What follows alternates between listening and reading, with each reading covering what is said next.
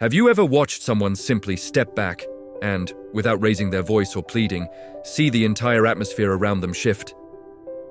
Conversations stumble. People lean in, puzzled. Suddenly, you're the only one who seems unfazed.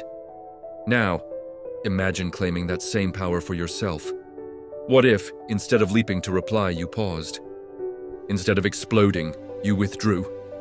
What if your silence became an unspoken command? Here's the secret. The world expects your reactions. It thrives on your emotional availability, your immediate yes, your quick apologies, your impulsive explanations. But the day you choose to become scarce, psychologically, emotionally, even physically, the script flips. Those who believed they owned your attention realize they never truly knew you at all. Carl Jung once remarked, "Everything that irritates us about others can lead us to a better understanding of ourselves." So ask yourself, when you make yourself unreachable, who truly grows desperate? Who tries to provoke you just to draw out a reaction? Their agitation says more about their own dependence than about you. Every forced, okay, every instant response, every emotional outburst is a drop of your precious energy, an energy you'll never reclaim. By the end of a day spent dissolving into everyone else's drama, what remains is exhaustion, frustration, and a hollow ache you can't name. Why? Because you've been too eager to serve people who wouldn't spare even a moment of your silence. This isn't a plea to abandon others. It's an invitation to choose yourself first. To embark on what Jung called individuation, the journey toward wholeness and authenticity. True strength lies in knowing that a single moment of quiet can outweigh 1,000 arguments. Withdrawal born of awareness, rather than fear, is a profound act of power.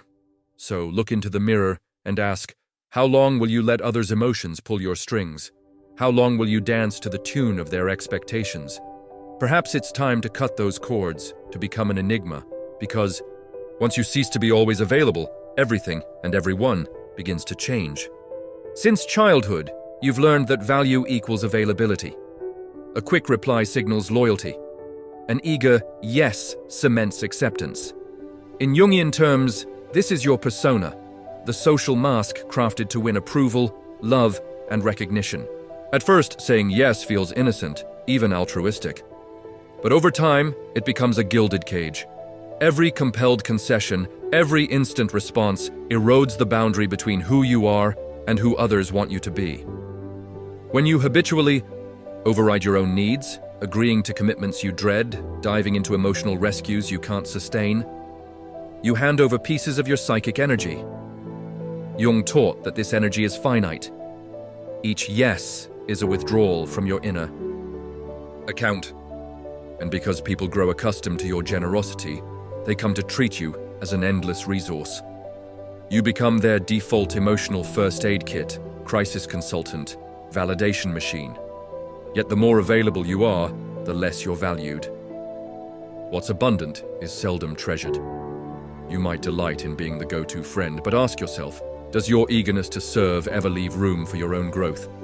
Or does it leave you worn thin, clutching at fragments of yourself you know longer recognize?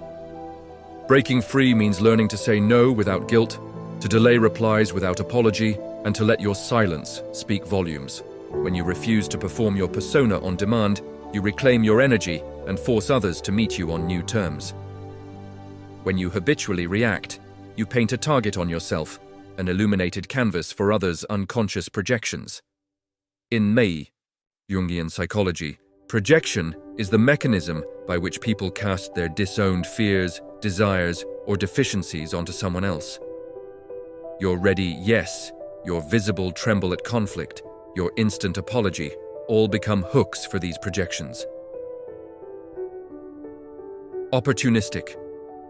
Individuals, energy vampires, sense these hooks from a mile away. They don't need to raise their voice or issue overt demands. Instead, they gently press the buttons you've left exposed.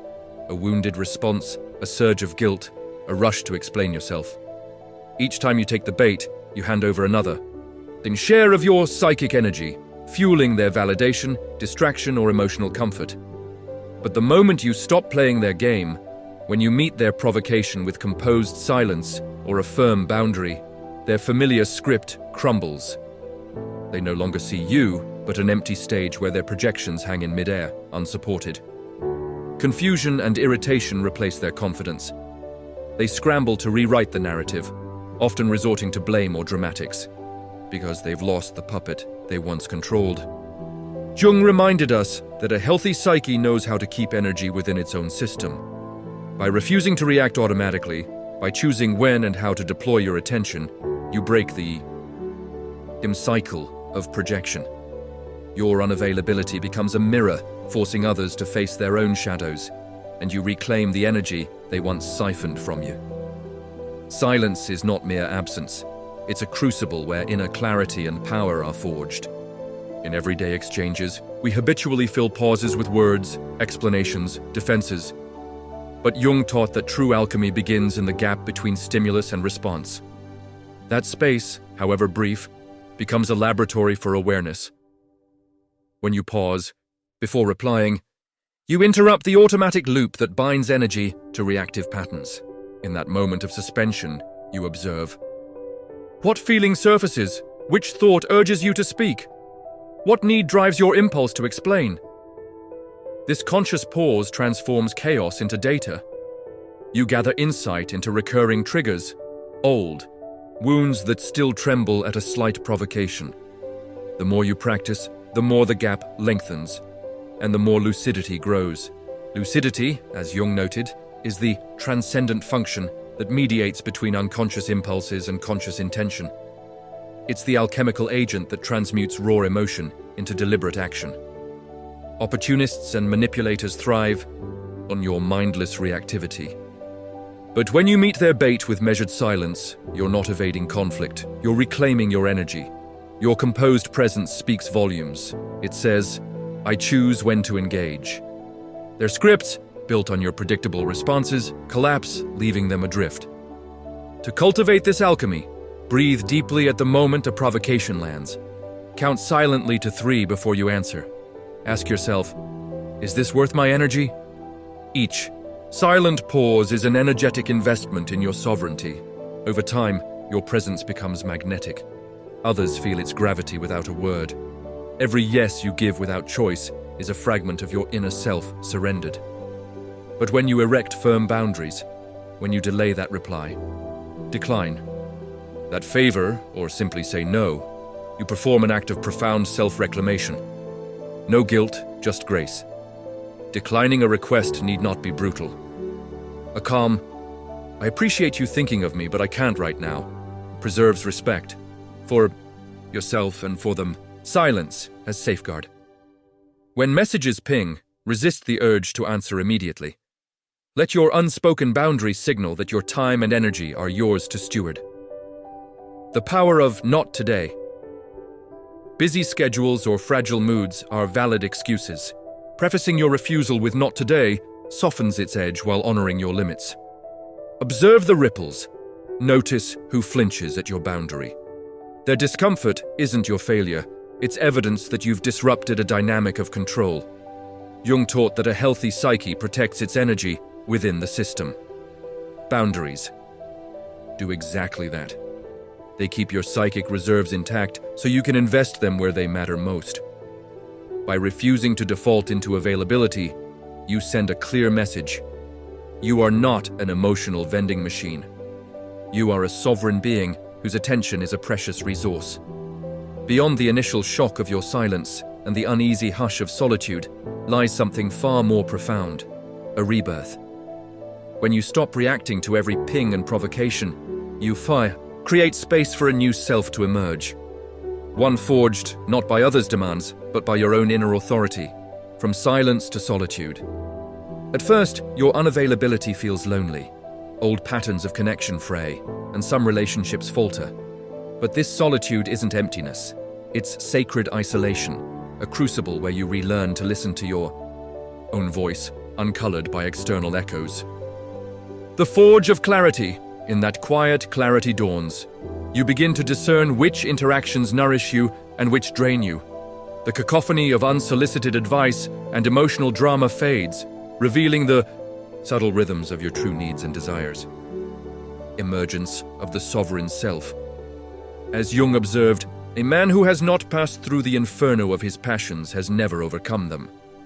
By conserving your psychic energy, you transmute raw impulses into deliberate choices. You cease to be a reactor and become a creator, shaping your reality from a center of intentionality. Magnetic presence. With your energy intact and boundaries upheld, your presence acquires a new gravity. You enter a room and feel its pulse shift, even before you speak. This is not arrogance, but the natural authority of someone who commands their own field of energy. Invitation to transformation. This journey of individuation is ongoing. It asks you to be misunderstood, to withstand moments of estrangement, and to accept that some will resent your newfound sovereignty. Yet with each boundary honored, you reclaim a piece of yourself until what remains is an integrated, authentic whole. Now it's your turn. What boundary will you uphold today to protect your energy? Share your choice in the comments below, and take the first step toward your own rebirth beyond availability.